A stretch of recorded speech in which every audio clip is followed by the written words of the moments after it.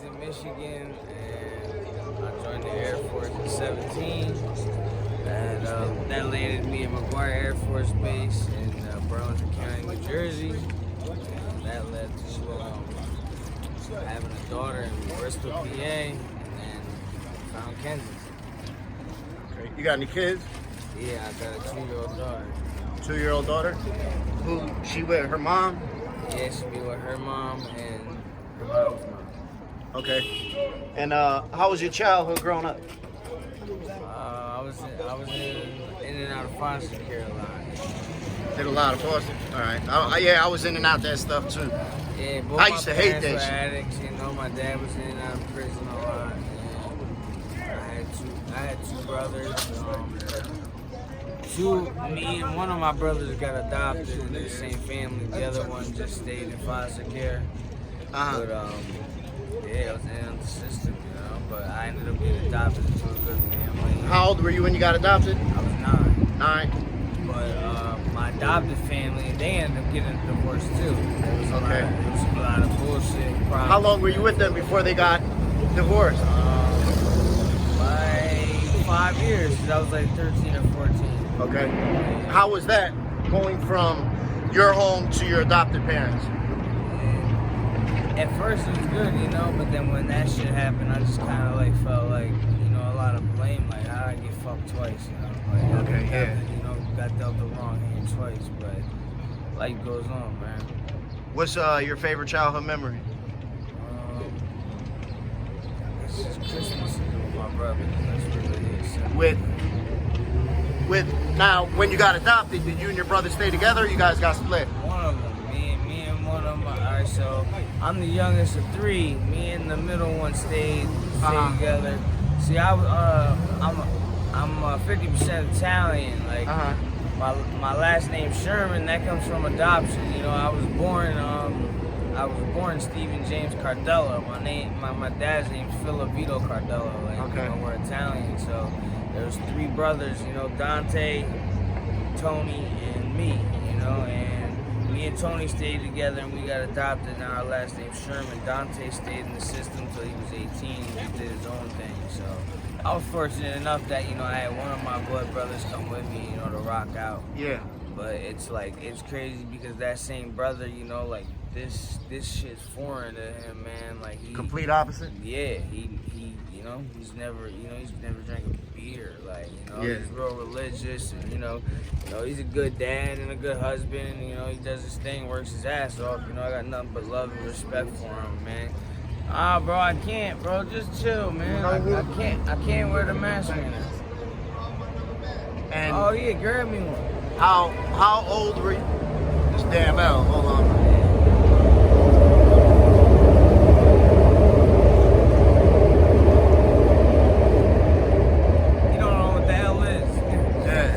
How old were you when you were introduced to drugs, or that whole world opened up to you? I remember like having my first like drink at like 13, just like with friends, like partying, and then I was actually like prescribed. I been smoking weed and shit when I was 13, 14, 15, whatever. But I was on Adderall my whole life, Ritalin. Okay. And you know, once I found out that those had money value to them, you know, that's when I was trading those for like weed or like money, and then, you know, I just got introduced to the drug game, you know, then people being like, you know, oh, I got coke for sale or whatever, but I never really touched all of those things until later in life, because I went in the Air Force at 17, like I said. So, when you went to the Air Force at 17, was it like, do you get in trouble, or it was just a dream you wanted to pursue?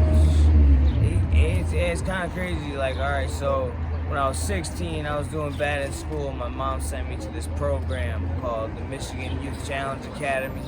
And I'm familiar with Youth Challenge. Yeah, so I went through that, and when I made it through that, you know, I came back home. All my friends were still in school, and I'm just chilling. My mom was like, you got to do something. So I talked to a recruiter and just ironically joined the military, you know.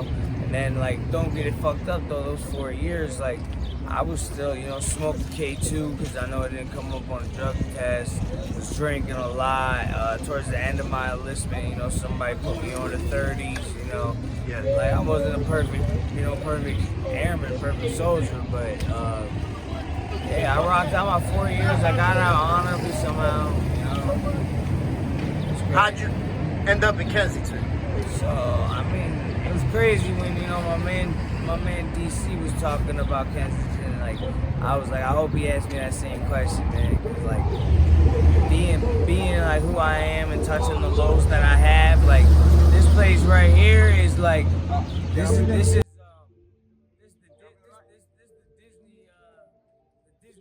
of drugs, man. Like seriously, I've gone through, I've touched Baltimore, I've worked through Camden, I've gone through, Trenton, touched Newark, Patterson a little bit, North Philly, man. It's like the cheapest drugs, you get free drugs. Free drugs. Like, it's crazy, man. Like but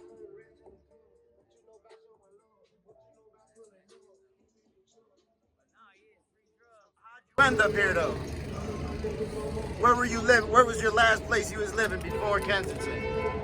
Well, I was just in Bristol, like I said. Okay, I had a daughter and a baby mom out there. Oh, okay. I misunderstood. I thought you were. Yeah, but I ended up out there getting clean, you know what I'm saying? Oh, okay. So I get where you're coming from, right? So the last place I was like really established and ripping at was Camden. I lived there for like 3 years or 2 years or whatever. That's when I went to my first rehab, called my family back home, whatever, said, I'm addicted to heroin, I'm fucked up, blah, blah, blah, told them all that, Went to my first rehab. When I left rehab, they said, this joint in Levittown got a lot of recovery houses and like AA and they strong, blah, blah, blah. So I went out there. And that's where I met my baby mom, had a kid, whatever, and then, but I already knew about Kensington, don't get me wrong, but like living up right Yeah, you go to a rehab anywhere in Pennsylvania, you know about Kensington. Absolutely. And then once I was just up the highway from it, up in Bucks County, boom, coming down here, and then I guess, at one point, I ended up homeless down here, you know what I'm saying? Like, so, how long have you been down here? On and off since August last year. Like, I got clean for a little bit. I had different girlfriends I lived with, whatever. But since August, it's just kind of been. Hey, can you hear my water, man? Thanks. It's just been, on and off in the streets, but rehab over and over, and then like. I just went to detox a couple times, like, maybe a month ago, right? And it was like, as soon as I left that joint, I came back down here because I got no motivation to stay clean right now because I'm on the run from parole or, probation and all that shit and sentencing. And, what you on probation for? I'm on just a little retail theft in Bucks County, right? Okay. But I'm already sentenced to probation over there. But I skipped out on the sentence in Burlington County for a distribution charge, like 54 bags of dope and 13 vials of crack. I was bringing them from down here in Kensington. I was bringing them out to Burlington County, and nicks or dimes, all day. Like, So as of right now, you're living on the streets? Yeah, like I said, me and my man DC, he paid the girl a bag of dope or two or whatever, crashed on the floor, But man, I'm, like. Same outfit for probably the last couple of days. Don't get it fucked up though. First of the month, I got a check. I was in the Air Force. I got a little, I made a little bread, but I don't manage it right. I don't budget it right. I be fucked up out here, But this time I'm trying. I'm aiming like I always do to find a little room or something with the bread, not fuck it up. How much do you get a check for every month? I ain't gonna discuss that, but I get it. Is it what? It's enough to survive. Okay, that's what I was gonna ask. Is it enough to hold yourself over for the month? If I got the fuck off drugs, that's okay. And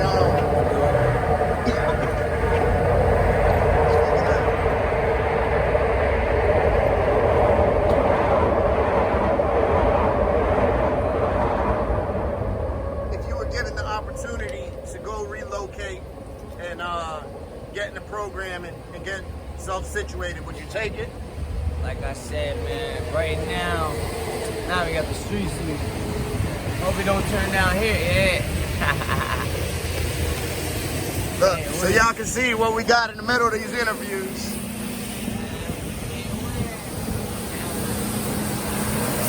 All right. So as of right now, like no, bro. Like I got no motivation to do it because the run the running from the courts and shit. Yeah. Right? So last time I did check in and take it kind of seriously. I don't even remember how long or recent ago it was, right?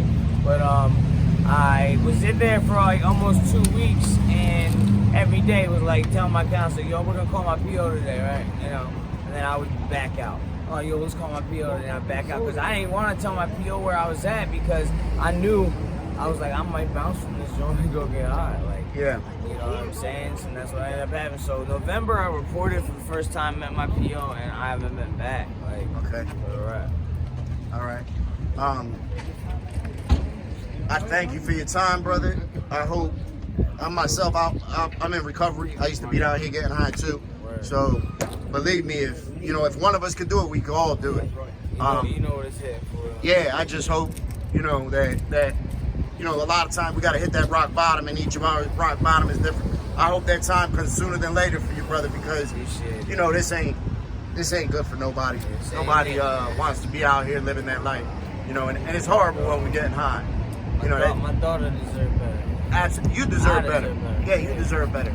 You know what I'm saying? And you could definitely, like I said, you could definitely do it. I just hope find your way sooner than later, brother. Yeah, like real shit, man. The last 3 weeks, I've had 4 friends die, and it's crazy that, like, maybe some of them, use drugs or whatever, but 3 of them was a car accident, and 1 of them was from the coronavirus, actually. Wow. But but it's just like it's put me in a bad state. But then, my friend Heather, she told me the other day, she was like, them people, our friends, this ain't what they would want from me, you know what I'm saying? No matter how fucked up in the head I might be, like, yo, I'm just gonna go get fucked up, like, fuck the world right now. Like, that's not what they want from me. That's what you don't want from me. My family don't want from me. So, I mean, appreciate me for my time, but I appreciate you, bro. Ain't no coincidence God sent you through me. Through my path tonight, man. Absolutely not. Real Well, shit, I thank you for your time, brother. Like I said, I hope things get better for you Appreciate you. soon.